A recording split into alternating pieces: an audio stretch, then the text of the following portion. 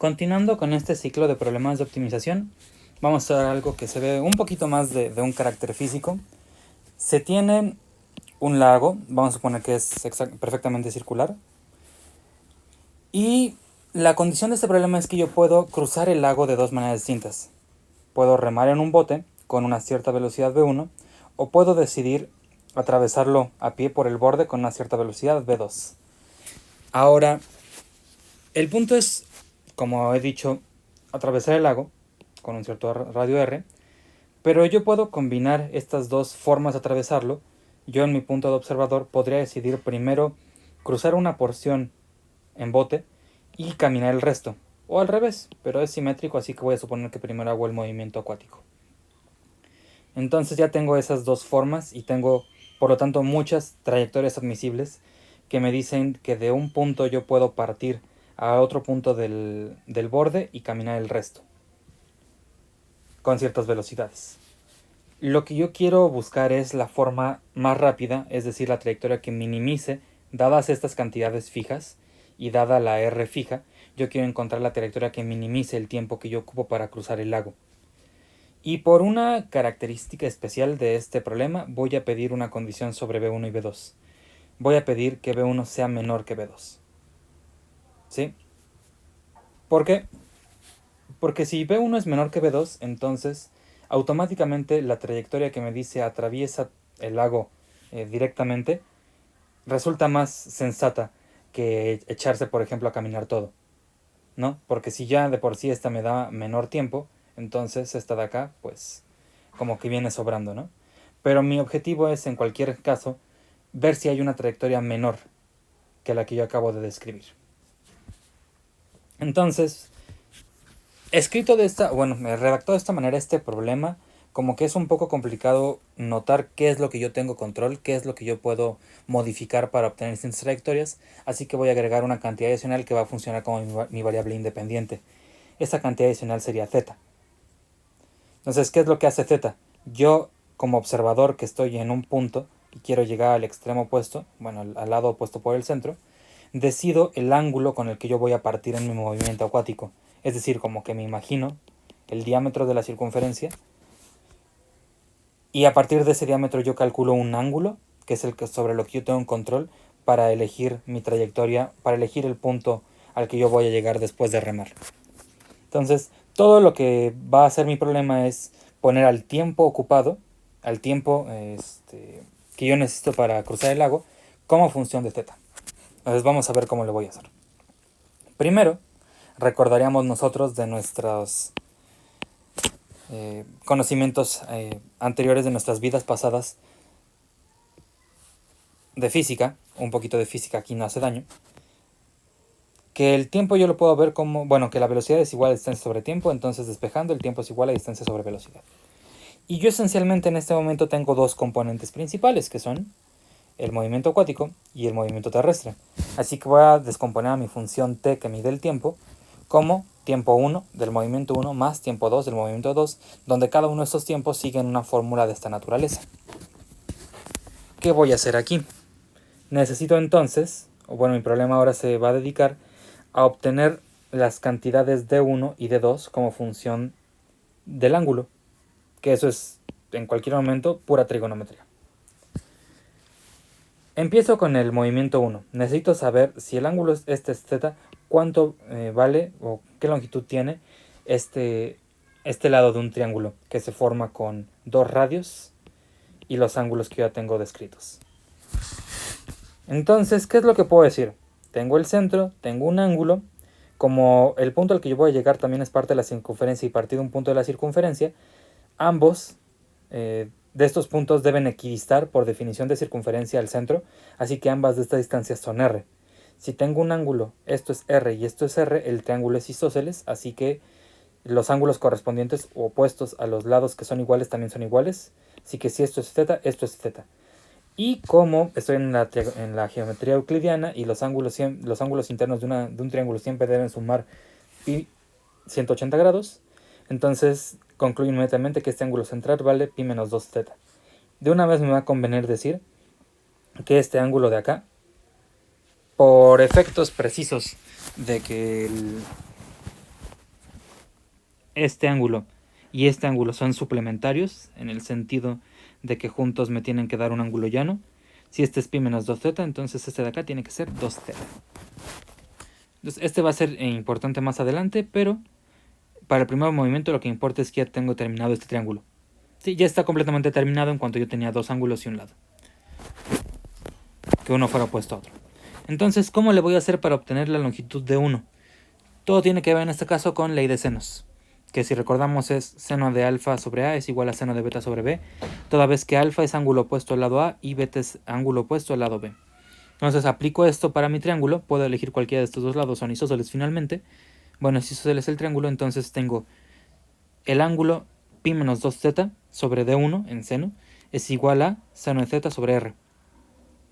Y de aquí yo quiero despejar a d1, así que puedo escribir d1 es r sobre pi menos 2z sobre 2z. Muy bien. Solo tengo un problema con esta expresión porque lo de abajo bien podría hacerse 0 y no nos gusta que eso suceda. Entonces voy a simplificar esta expresión a ver si encuentro una fórmula un poco más fácil de trabajar. Lo primero que puedo notar es que aquí tengo una resta de ángulos, entonces esto es una identidad muy conocida. Seno de pi, coseno de 2z, seno de 2z, coseno de pi. Seno de pi es 0, coseno de pi es menos 1, entonces esto se cancela, me queda menos 1 menos seno de 2z sobre z. Esto es r por seno de 2z sobre seno de z. Y aquí tengo un doble ángulo, así que aplico esa identidad también. 2 seno de z coseno de z sobre seno de z. Cancelo algo y tengo 2r coseno de z. Entonces ya tengo descrita la longitud dada un ángulo z con el que yo decido partir. Ya sé qué longitud recorro en el primer movimiento. 2r coseno de z. Para el segundo movimiento es una fórmula bastante sencilla, pero conviene motivarse con un caso particular. Ustedes saben que si yo tomo una circunferencia y quiero calcular su perímetro, eso se obtiene mediante pi por diámetro. Y el diámetro es 2r, así que puedo escribir esto como 2πr. Y esta cantidad bonita de acá es muy interesante porque 2pi es precisamente un ángulo central, que es equivalente a 360 grados. Entonces este ángulo 2pi corresponde a un ángulo que le dio toda la vuelta a la circunferencia. Por un simple argumento de linealidad, si yo no le diera toda la vuelta, si yo solo le diera una fracción alfa de vuelta, entonces el ángulo, conocido el ángulo alfa, que es esa fracción de vuelta, el arco tendido por ese ángulo debería tener una relación similar en su longitud con el ángulo. Y esto es lo que yo voy a declarar. Que así como esto ocurre para el ángulo 2pi, por linealidad, la longitud de un arco tendido por un ángulo central alfa es simplemente alfa por el radio. Y dado que yo ya conozco el ángulo central en este caso, que es 2pi, para el segundo movimiento que es d2, bueno, corresponde a la longitud de 2, concluyo que d2 es 2πr, que es 2r por pi. Digo por z, 2zr, que es 2r por z. Así que ya he dicho varias cosas bastante útiles. De hecho, yo con esto yo tengo descrito a mi función anterior, ¿no? Tengo un primer movimiento que recorre una longitud de 2r coseno de z y un segundo movimiento que recorre una longitud de 2rz. En total, regresando a lo que yo había dicho antes, tengo distancia 1 sobre velocidad 1 más distancia 2 sobre velocidad 2. Entonces mi función me queda expresada como 2 sobre b1 r coseno de z, 2 sobre b2 r de z. Me conviene ahora describir un dominio para la función. Si yo aquí decido que z es igual a 0, estoy diciendo que estoy recorriendo el mismo diámetro, o sea que no tengo un punto diferente al punto extremo al que yo voy a llegar, y por lo tanto voy de acá para acá, que es una trayectoria admisible, así que el 0 tiene sentido. Voy incrementando,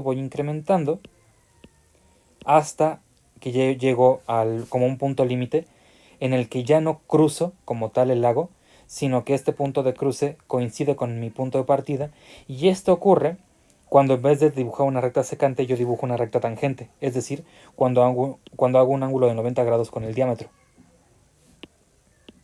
¿Sí? Entonces es el ángulo de pi medios. Si yo aumento de pi medios, estaría haciendo lo mismo, pero en la otra mitad de la circunferencia, así que eso está de más. De aquí yo digo que t es una función definida en el intervalo 0,2pi cerrado, 0 pi medio cerrado, a los reales. Otra vez es una función continua porque es un polinomio sumado con términos trigonométricos en un intervalo cerrado de cotado, así que tiene sentido hablar de que voy a poder encontrar un mínimo. Y como en el caso anterior me conviene antes que otra cosa pensar qué ocurre con los extremos. Así que voy a evaluar los casos extremos y tengo que compararlos entre ellos. T de 0 es esto 0, esto 1, 2R sobre V1. T pi medios, pi r sobre V2, porque en pi medios el coseno es 0 y el otro me queda justamente pi medios. Se cancela un 2 y llego a pi r sobre V2. ¿Cuál de estas dos cantidades es mayor? En esto tiene que ver la suposición que yo hice sobre que V1 es menor que V2. Entonces vamos a ver, como que podría plantear yo una desigualdad y voy a ver si es cierta. 2V1R es menor que pi V2R, cancelo las R, sí, solo sí. 2V1 es menor que pi V2. Puedo pasar el V2 y el 2 acá. V2 es sobre V1 es menor que pi medios. ¿Qué pasa entonces con lo que yo acabo de decir? Yo sé, por esta hipótesis en la que yo acabo de plantear, que V1 sobre V2 es menor que 1, lo cual es cierto sí, solo sí, dado que todo es positivo aquí, V2 sobre V1 es mayor que 1. Pero en este momento yo no sé, por cómo he escrito un problema, yo no sé si V2 sobre V1, que sí es mayor a 1, yo no sé si es menor a pi medios o no. Entonces, en este momento, yo no poseo información sobre cuál de las dos trayectorias extremas me conviene más. Tendría que analizar por casos. Tendría que analizar un caso 1, si V2 sobre V1 es menor que pi medios, y un caso 2, si V2 sobre V1 es mayor que pi medios. Entonces aquí hay una diferencia cualitativa de comportamientos. Vamos a regresar más adelante a esto. ¿Sí? En estos momentos yo no poseo la información para determinar cuál de las dos trayectorias extremas es más conveniente. Lo que sí sé es que V1 es menor que V2. ¿Sí? Entonces esto lo voy a ocupar pues tantito más adelante. ¿Sí? Entonces vamos a regresar a esto. Pero ahorita, ya que vimos qué pasa con los extremos, vamos a ver si de cualquier forma yo puedo encontrar algo mínimo en el intervalo abierto. Entonces, continua, derivable, vamos a hablar de qué pasa con la derivada. Tendría un 2RV1 coseno, derivo eso, derivada de coseno es menos seno. Y el otro era 2RV2 por θ, derivada de eso es simplemente la constante. Entonces la derivada de la función tiempo me queda esto, igualada a 0. Esto es equivalente a que 2v1 r seno de z es igual a 2v2r. Puedo cancelar las r's, puedo cancelar un 2, puedo pasar multiplicando el v1, y esto va a ser equivalente a que seno de z sea igual a v1 sobre v2. Mi intención en este momento es despejar a z naturalmente, pero tengo como una ecuación trigonométrica en la que seno de z es igual a v1 sobre v2. Aquí es necesario que yo ocupe una de mis hipótesis. Bueno, mi hipótesis adicional de hecho. Porque si este cociente no estuviera entre menos 1 y 1, no habría ningún z real en lo que yo pueda despejar esto. O sea, esta ecuación estaría mal planteada para cualquier v1 y v2 donde este cociente no sea menor a 1. Y como si es menor a 1, puedo entonces despejar a z, puedo aplicar arcoseno de ambos lados, y esa cantidad va a ser un número z que está contenido en el intervalo 0 pi medios por definición de arcoseno. No va a ser 0, porque para eso tendría que ser 0, que es una velocidad, vamos a tomarla positiva, y no va a ser pi medios porque eso ocurre cuando el cociente es 1. Entonces yo puedo decir que z, la z que me satisface esto, es decir, el coseno de v1 sobre v2, está en el intervalo abierto 0 pi medios. Entonces aquí vimos que esta condición de acá es importante para mi problema. Por cualquier otra cosa, si v1 sobre v2 no fuera menor a 1, si fuera mayor a 1, lo que ocurriría es que yo no encontraría ningún punto crítico. Y eso haría automáticamente a la función o bien creciente o bien decreciente. Así que solo tendría que ver qué pasa en los extremos del intervalo, en 0 o en pi medios. Ahí tendría información suficiente, por cierto, para decir cuál de los dos recorridos me conviene. Pero como es el caso sencillo en el que no tengo ningún punto crítico, por eso supuse esto, ¿no? Para que mi análisis por derivada tenga un poquito de sentido. Ya tengo mi punto crítico, entonces es z0 igual al coseno de b1 sobre 2, y para decidir si es máximo o mínimo punto de inflexión, me voy a la segunda derivada. La segunda derivada es esta de acá. Lo último era un término constante, así que se cancela, y la derivada de seno es coseno, que tiene todavía su signo menos, así que tengo menos 2b1 r coseno de z. Pero este signo menos ya es sospechoso, y la cosa es que el z que yo encontré es un número entre 0 y pi medios. Si ustedes recuerdan más o menos la gráfica de la función coseno, empieza en 0, se va acá y hace esto, pero este primer cruce es justamente pi medios. Entonces, el punto que yo encontré está entre 0 y pi medios, y en ese intervalo la función coseno es estrictamente positiva. Sin el 0, sin el pi medios. Así que esta cantidad que yo encontré es menor estrictamente a 0. Para el punto, o sea, para cualquier punto entre 0 y pi medios, en particular para el punto que yo acabo de encontrar. Lo que significa que encontré un máximo de la función, no un mínimo. Entonces, esto es muy importante. Buscábamos un mínimo y encontramos un máximo.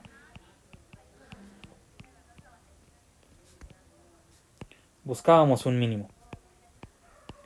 ¿Qué concluyo? Que, por lo tanto,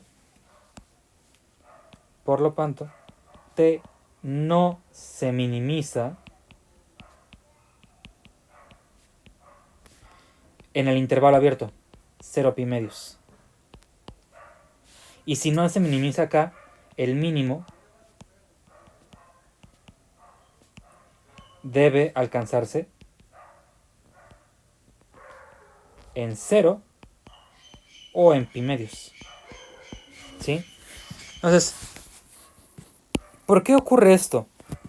Pues es el planteamiento del problema mismo, que quizás no es del todo claro. Mi conclusión interesante hasta ahora es que no me sirve de nada elegir un punto, o sea, no me sirve de nada preguntarme sobre quién podría ser una z óptima, porque solamente en términos de optimización me quedan dos alternativas: o echármelo todo caminando, o nadarlo todo, bueno, o hacerlo todo en bote. Entonces, ¿cuál de esas dos me conviene más? Es una discusión que depende del cociente de b1 sobre 2, si eso es mayor o menor a pi medios. Pero mi conclusión general es que este problema no alcanza uno de esos mínimos que a nosotros nos gustan, un mínimo donde la derivada es 0 y la segunda derivada es positiva, por todo lo que yo acabo de decir. En un caso, que es el caso contrario al que yo estoy manejando acá, este cociente resultó ser mayor que 1, no hay puntos críticos, así que se optimiza en los extremos. Y en el caso 2, en el que esto sí ocurre, el punto que yo encuentro es un máximo y no mínimo, así que se optimiza en los extremos. Por lo tanto, este problema tiene información de más. Si yo intento derivar, no es necesario derivar finalmente para ver el comportamiento de esto. Pero en este problema, en términos aplicados, si ustedes alguna vez se encuentran en esa disyuntiva de atravesar un lago, y suponiendo que no hay mayores factores que nos puedan meter ruido al respecto, lo que les conviene es o bien hacerlo todo completo, caminando, o bien hacerlo todo completo de manera acuática. Es un problema interesante porque nos da una de esas soluciones que no nos gusta ver la mayor parte del tiempo, y es un recordatorio de que así es la vida. Espero que les haya gustado el video. Nos vemos en un último problema de optimización para resolver un problema un poco más clásico, que se puede resolver de una manera tanto diferencial, de un razonamiento similar, como un razonamiento geométrico que es quizás un poquito más parsimonioso. Nos vemos entonces, espero que lo hayan disfrutado y hasta la próxima.